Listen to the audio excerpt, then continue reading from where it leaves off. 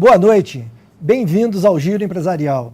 Temos a honra de receber hoje, em nosso programa, o professor Walter Vicione, superintendente do SESI, diretor do Senai São Paulo, uma pessoa que muito nos honra, conhecedor da educação como ninguém e, mais ainda, a educação com foco no empreendedorismo. Bem-vindo, professor. Muito obrigado, é um prazer estar aqui com seus telespectadores nesse programa maravilhoso e espero corresponder às suas expectativas aqui e um grande abraço a todos. Muito obrigado por aceitar nosso convite, professor. O professor tem 48 anos no Sistema S, no SESI e no Senai. Professor, o SESI e o Senai têm passado recentemente por uma verdadeira revolução, principalmente nas questões educacionais e também de infraestrutura. A que se deve isso, professor?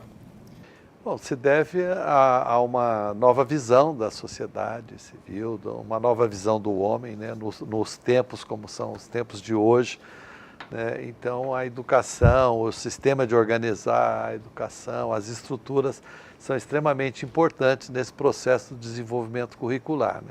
O nosso investimento na infraestrutura, por exemplo, do SESI, leva em conta o papel que a arquitetura tem na possibilidade de a gente desenvolver conceitos bastante abstratos, mas mostrando esses conceitos concretamente, né? Então, nós pesquisamos a questão da arquitetura nas escolas para a gente passar conceitos como belo, forma, a geometria dessas. E tudo para nós, no SESI, é objeto de aprendizado, né? Tudo serve para o aprendizado. A gente não está limitado à sala de aula. Então, a arquitetura, essa infraestrutura, ela é intencionalmente planejada não só para desenvolver esses conceitos abstratos como o belo, as formas geométricas e tal, mas também para propiciar ao aluno um bem-estar, a vontade de continuar na escola e também os laboratórios, né, que vão permitir que a gente possa colocar em prática uma metodologia de ensino inovadora, em que considera, por exemplo, o conhecimento por área. É uma coisa que nós já temos, a lei está tratando disso agora, mas o SESI já vem trabalhando com isso, o SESI e Senai já desde 2006. A gente já inovou naquela época, organizando um currículo mais significativo e mais expressivo para o aluno, onde a gente leva em conta que saber sem fazer não é saber. Então, nosso aluno ele tem que aplicar os conceitos na prática, ele tem que aprender fazendo, usando a matemática e tal, né? Outro dia nós fizemos um exame aqui para selecionar um engenheiro, e uma das provas implicava na aplicação do Teorema de Pitágoras. Se você me permite, a gente aqui antes da gravação estava brincando com o professor que eu aprendi a decorar a fórmula do Teorema de Pitágoras, mas não sei para que serve, né? Então, eu sou da área de comunicação, sou da área de humanas e o professor me explicou esse detalhe aí. Pois esse engenheiro com essa formação não soube aplicar o teorema, ele provavelmente, dado o enunciado de um teorema, ele chegaria como queríamos demonstrar, mas não sabe aplicar na engenharia, por exemplo, que o quadrado da hipotenusa é igual à soma do quadrado dos catetos, não é isso? Sim, mais ou menos isso. Então, a nossa educação ela fica muito na periferia e não na aplicabilidade das coisas, né? É por isso o SESI e o Senai fazem uma diferença enorme. Desde 42, o Senai o aluno aprende fazendo. Não dá para o aluno abrir uma rosca no torno, teoricamente, né? Ou ele sabe fazer ou ele não sabe fazer, né? E a avaliação também ganha uma nova conotação, né? Não tem 7 em abrir rosca, ou 7 em rasquetear ou ele sabe, ou ele não sabe, né? É uma coisa muito simples. E isso muda um pouco a forma como os professores interagem com os alunos, como os instrutores participam. Então, não é uma questão só de infraestrutura, é mais do que isso. O nosso presidente sempre fala que a infraestrutura é extremamente importante, mas o que é mais importante é o que ocorre lá na sala de aula, nos laboratórios e tal. E isso está na proposta educacional do SESI e do SENAI. E professor, como é que funciona essa correlação entre SESI e SENAI, entre aquilo que é ensinado lá no comecinho, no ensino fundamental do SESI? Isso dá continuidade no SENAI? Existe uma ligação? Existe uma conversa, um link entre as duas escolas? Até 2000 e pouco, 2003, não existia esse vínculo, né? O SESI trabalhava a questão da educação básica, a questão da cultura, e o SENAI também fazia a sua educação profissional, tal, mas eram independentes e continuam independentes. Mas nós chegamos à conclusão que o desenvolvimento de um país passa muito pela formação das pessoas, né? É o povo que faz isso, são as pessoas, né, que mudam os países, né, que transformam as realidades, né? A educação transforma as pessoas transformam a realidade. Nós percebemos no SENAI que a formação de profissionais, pela complexidade e a evolução rápida da tecnologia, ela está exigindo uma educação de base de altíssima qualidade. A tecnologia avança, é muito mais conhecimento. As ocupações deixam de ser manuais, artesanais, ou como a gente diz, manufatura, né? A gente está mais em maquinofatura e estamos caminhando para cérebrofatura, né? Daqui a pouco a questão do pensamento, do raciocínio lógico vai predominar e está predominando, né? Mas os alunos chegavam no SENAI muito despreparados para a gente construir sobre essa base uma nova profissão, uma nova ocupação, a compreensão dessa tecnologia.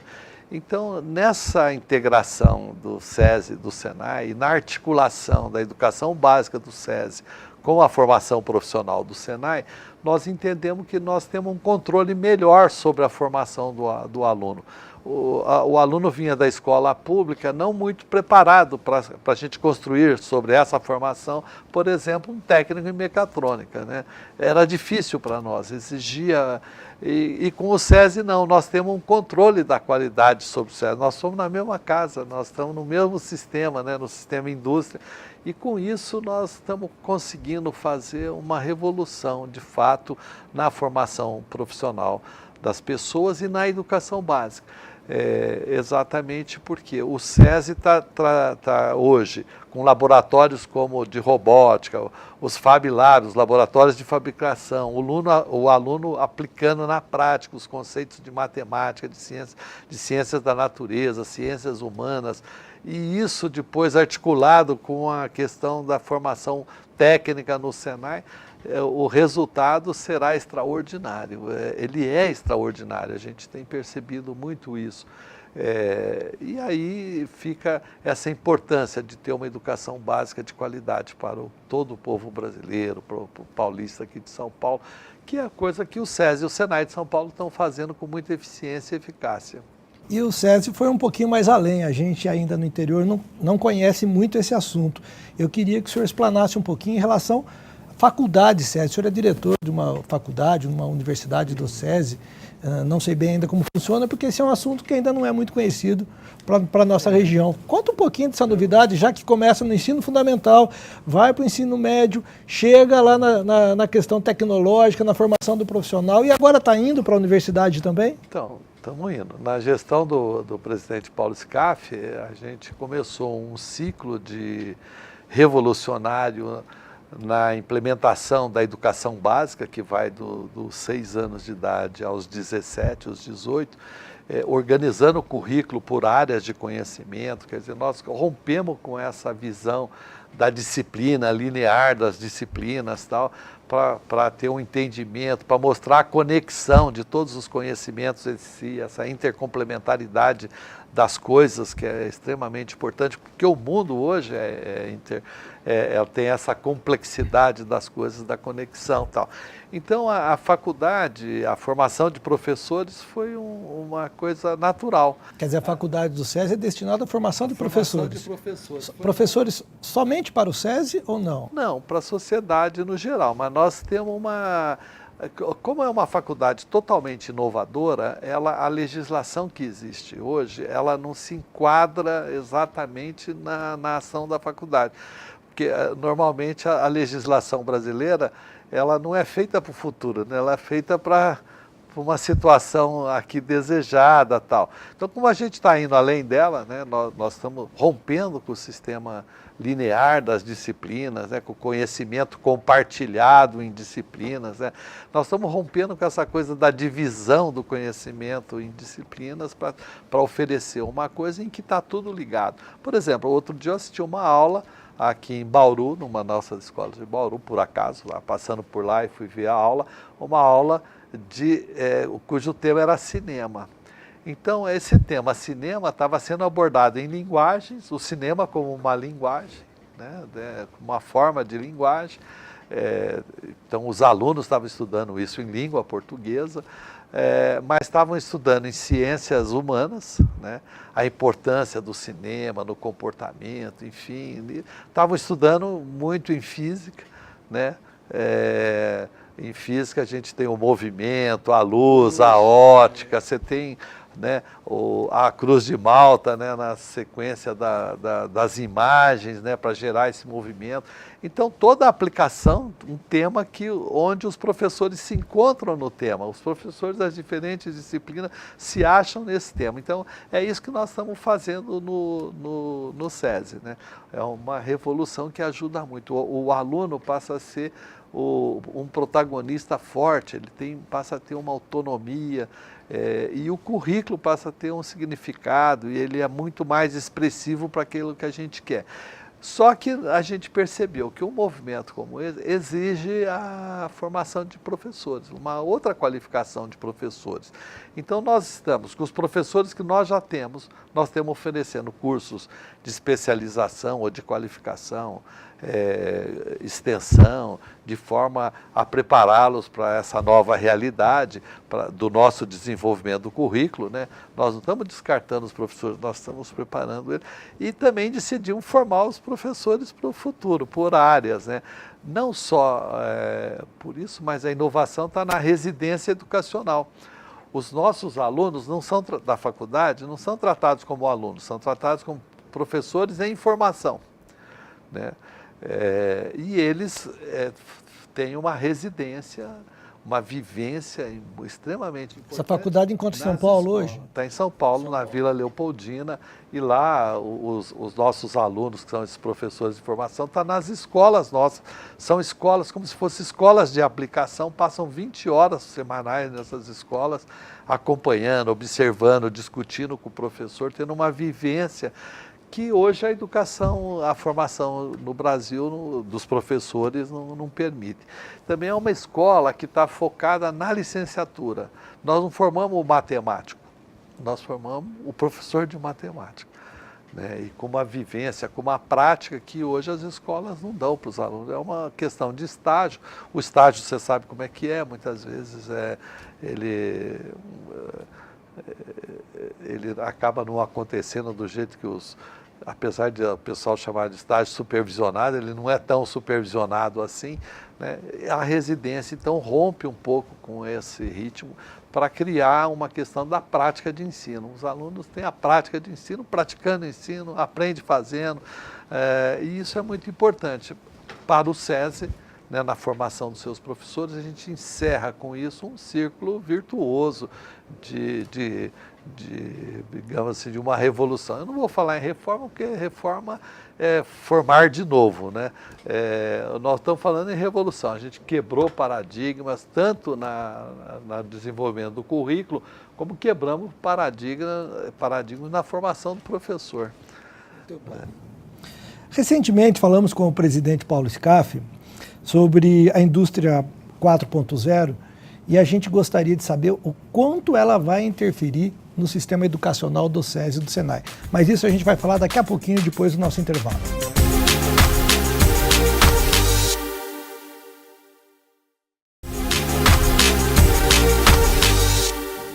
Antes do intervalo, estávamos falando sobre a questão da indústria 4.0, que a gente já abordou na entrevista com o presidente Paulo Scaff.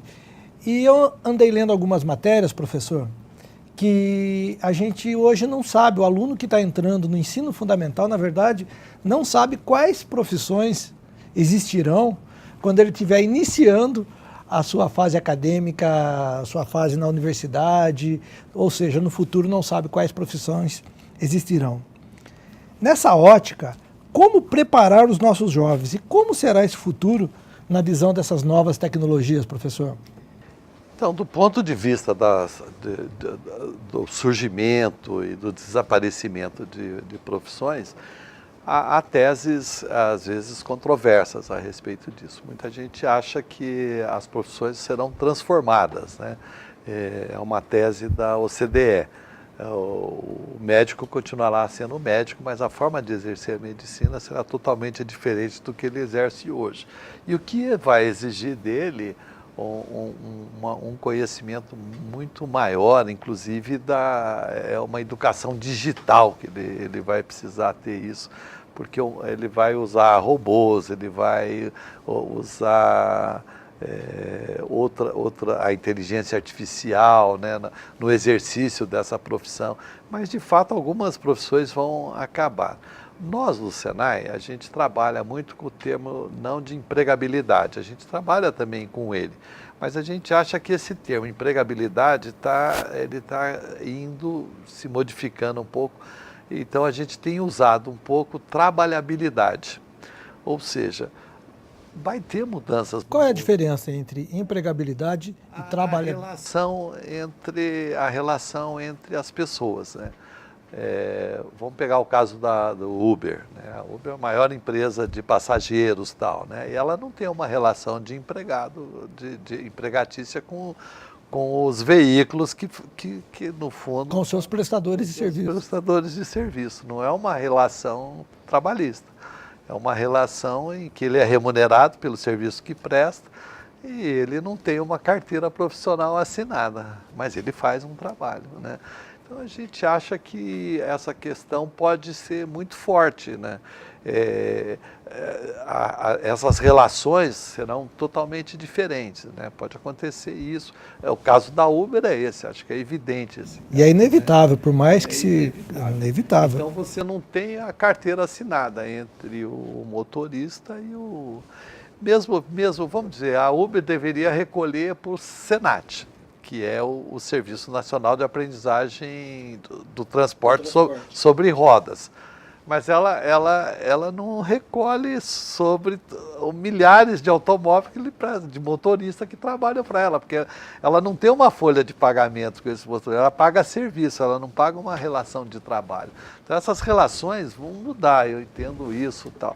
Mas a grande importância que eu sinto é que isso daí é consenso no mundo.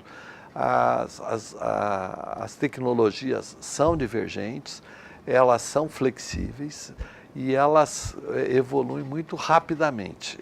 A evolução delas hoje, a velocidade delas é extraordinária. E a educação precisa acompanhar um movimento como esse, até porque se as pessoas não tiverem uma clara compreensão disso, ou não souber agir e reagir às mutações tecnológicas, vai se perder pelo caminho. Professor, eu pergunto isso também porque recentemente eu tive uma reunião com alguns empresários lá da região de Rio Claro, que tem grandes indústrias, e a grande reclamação deles era que muitas vezes o trabalhador tem dificuldade, apesar de ter uma formação escolar já, tem dificuldade de interpretar o manual de uma máquina. Ou seja, imagina agora com a revolução, com a quarta revolução industrial. Um estudo recente do Banco Mundial a respeito da participação do Brasil no PISA. O PISA é uma prova internacional para jovens de 15 anos. Não importa a escolaridade, uma pessoa de 15 anos deve ter um certo domínio em matemática, competências em matemática, na língua materna e em ciências. Eles fizeram esse estudo com o Brasil em linguagem, na língua portuguesa e também na matemática. A participação histórica do Brasil.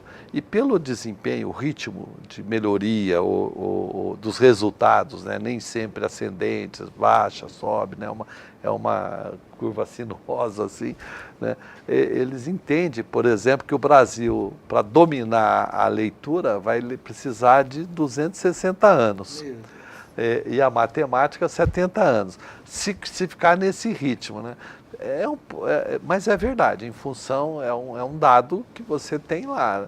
O Brasil num ano cresce, no outro ano ele perde, depois continua perdendo, não tem evolução, mantém-se naquilo, então nesse ritmo vai levar 250 Quer dizer, anos. na verdade vai precisar de 5 ou 6 gerações para atingir esse nível de competitividade mundial. Começar a interpretar isso. Então a educação no Brasil, de fato, ela está divorciada da evolução tecnológica. Então, o Brasil, se pretende ser um país competitivo, se precisa ser um país inserido no contexto mundial, na nova ordem mundial que as tecnologias vão permitir, ele precisa ter uma educação de excelência, de qualidade, e não tem, e não está preparado para isso. Tem muita conversa. O SESI e o Senai têm feito um trabalho excepcional, têm tido a ousadia de fazer. Eu sempre digo que ousadia não é uma forma de saber, é uma forma de ser. E na gestão aí do presidente Paulo Scaff, no comando disso, eu como sou um educador há muito tempo, estou muito próximo dele nessas decisões, etc., a gente tem feito, de fato, um trabalho que leva em conta, com foco lá no futuro. O nosso aluno, que entra hoje na nossa escola, vai para o mercado de trabalho daqui a 12 anos. Então, a gente está preocupado com isso. Mercado de trabalho, não de emprego. Né? Se ele tiver uma outra relação de emprego, melhor, tal, mas se não tiver, ele está preparado para enfrentar. Ele também estará preparado para trabalhar, ocupar posições em qualquer lugar do mundo, porque do ponto de vista geográfico, o trabalho pode estar em diferentes lugares do planeta. Não precisa necessariamente estar no Brasil. A gente vê muito disso acontecendo. Você, com um problema no seu cartão de crédito, liga para alguém, ou fala em português com qualquer outra pessoa e você não sabe onde essa pessoa está. Nem sempre vai estar no Brasil, né? Porque essas coisas, a mundialização, vamos dizer assim, ela é muito forte. E as tecnologias permitem isso. Hoje o mundo é uma grande aldeia, né, em razão disso. Então a educação, a básica, vai ter um papel muito importante nisso. A gente vai precisar de forçar muito o que os americanos chamam de STEAM, né, que é a ciência, a tecnologia, a matemática. Isso precisa ser levado em conta no Brasil. Mas se você olhar, por exemplo, um dado, eu tenho esse dado lá de uns 10 anos atrás, 5 anos, 5 anos, e não mudou. A oferta, há um desequilíbrio na oferta educacional brasileira. 90% são mais de 24, um pouco mais que 24 mil cursos superiores são ofertados no Brasil. 90% deles são da área de ciências humanas e ciências sociais. Não tem nada de errado com isso. Eu estou falando, o que está ruim é o desequilíbrio. Apenas 10% na área das engenharias, das tecnologias. Então você tem um descompasso e você tem vaga nos cursos de matemática, nos cursos de engenharia que não são preenchidos. Os alunos têm receio de ir para essa área, tem medo da matemática, da física, da química, a gente já percebeu isso. E por isso, então, é que a gente, quando você começa a mudar, o aluno começa, falamos do Pitágoras, quando o aluno faz o negócio, a gente fala, isso aí é o teorema de Pitágoras, isso aí é Pitágoras. Ele fala, mas é isso que é Pitágoras? É isso que é resistência de materiais? Né? Os alunos do Senai, da aprendizagem, têm 14 anos, 15 anos, trabalham com trigonometria, porque precisa ângulo de ferramenta, corte, enfim, é muito importante. Seno, cosseno, tangente, tudo isso faz parte do nosso dia a dia e eles aprendem. Quando você diz para eles, bom, mas isso daí é trigonometria, né? Você desmascara essa dificuldade que muitas vezes o matemático, e não o professor de matemática, transfere para os nossos alunos, esse medo. Então, o professor que a gente quer formar, por isso que nós estamos nessa área também, é o professor que vai, por meio de jogos, dos games, vai levando o aluno a uma compreensão mais clara dessa realidade e perder o medo com essas coisas. A tecnologia é uma questão muito simples, né? As pessoas é que sofisticam demais isso. Eu sempre digo, por exemplo, que a caixa de sapato é uma tecnologia e é um paralelepípedo. Né? Por que é tecnologia? Bom, porque ela permite que eu empilhe calçado. Ela permite que eu saiba se é masculino ou feminino, se é marrom, se é preto, se é branco, se é 30, se é 32, se é 33. Isso é tecnologia, né? Então não tem muita... A tecnologia é o arranjo que você faz do conhecimento, um novo arranjo do conhecimento, né?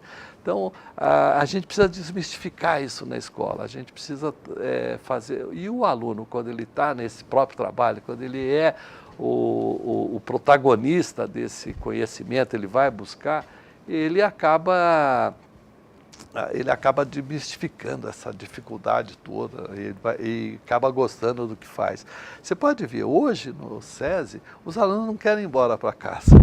Eles querem ficar no laboratório, eles querem ficar fazendo, porque nós temos o MAKE, o laboratório MAKE, que é o Fab Lab, o laboratório de fabricação. Então, os alunos de 6 anos, na nossa escola lá de Limeira, por exemplo, onde tem um Fab Lab, 6 anos de idade, construíram um relógio.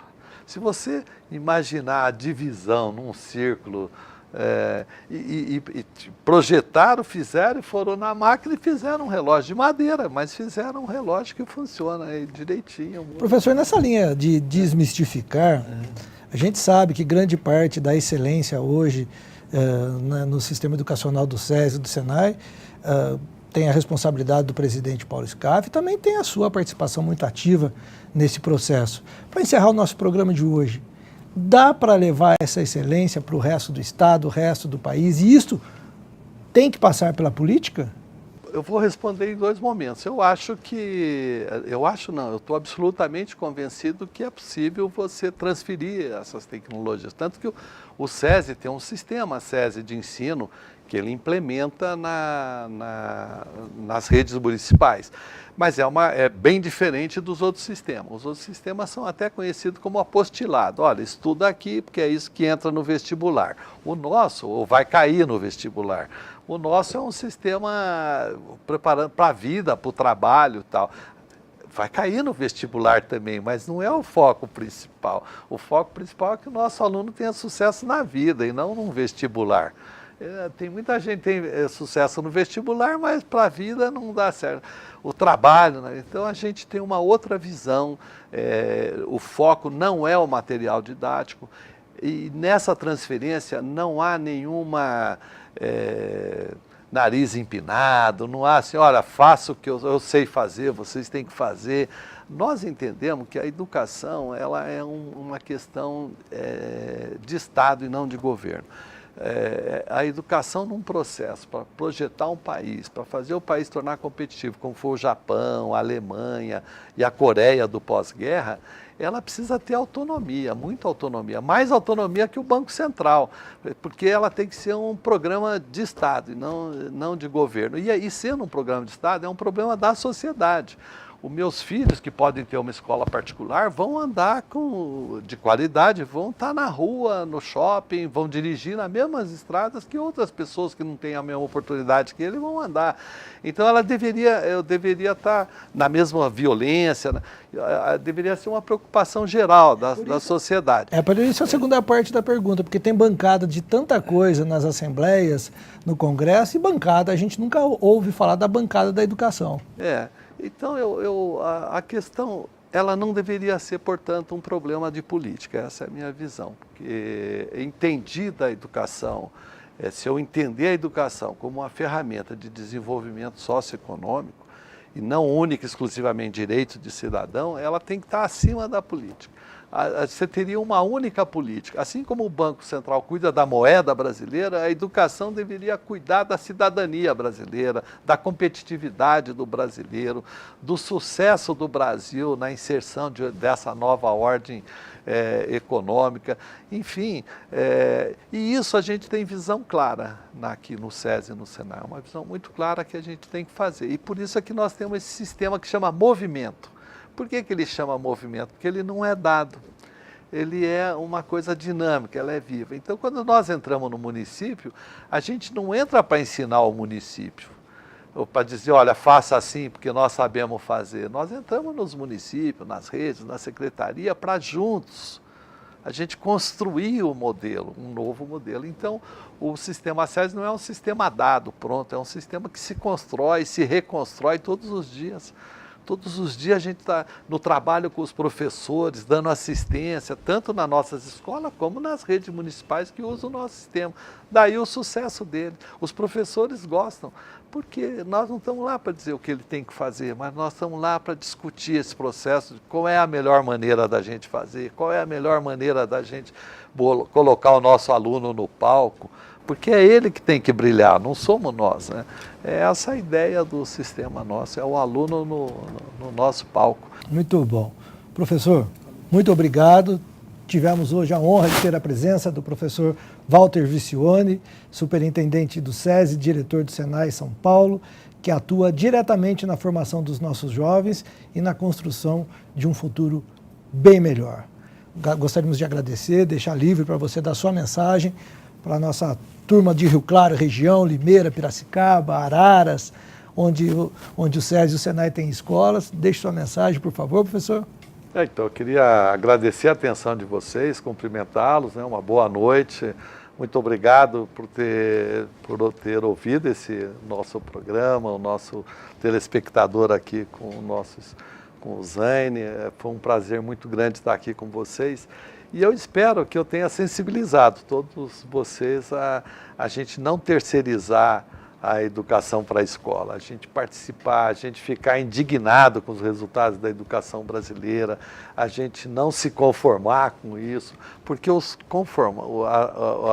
as pessoas conformadas não fazem história, né? Eu creio que Paulo Scaff e eu, inconformados que somos com os resultados da educação brasileira, vamos deixar um legado histórico nesse desenvolvimento que fizemos no SESI e no Senai, e que é possível, sim, que ele amplie na sociedade. É preciso que a sociedade também fique indignada com esses resultados e comece a participar. Não é só indignar, está lá, ir na escola, acompanhar as escolas, supervisionar o desempenho delas, para que a gente possa, de fato, construir uma sociedade com equidade, igualitária e com bastante equidade, com oportunidades para todos. Boa noite, muito obrigado. E a você que nos assiste, muito obrigado pela companhia dessa noite. Uma ótima e produtiva semana a todos vocês. Boa noite.